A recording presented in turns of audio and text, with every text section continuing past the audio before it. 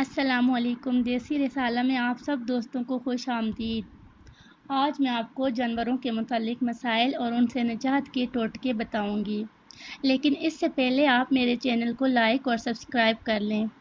تو چلتے ہیں اصل ٹاپک کی طرف۔ بعض اوقات جانوروں کا ہاضمہ خراب ہو جاتا ہے۔ اگر بکرے کا ہاضمہ خراب ہو تو آپ اس کو کالا نمک کھلا دیں، اس سے اس کا ہاضمہ ٹھیک ہو جائے گا۔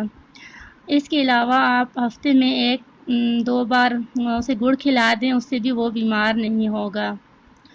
اگر آپ بھینس کے دودھ میں اضافہ کرنا چاہتے ہیں تو اسے پیاز کھلا دیں، اس سے بھینس کا ہاضمہ بھی ٹھیک رہے گا اور اس کے دودھ میں بھی اضافہ ہوگا۔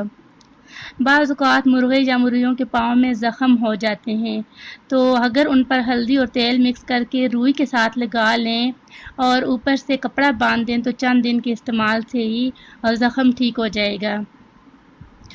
بعض لوگوں کو گھروں میں بلیاں پالنے کا شوق ہوتا ہے، تو اکثر یہ ہوتا ہے کہ بلی کو موشن وغیرہ لگ جاتے ہیں۔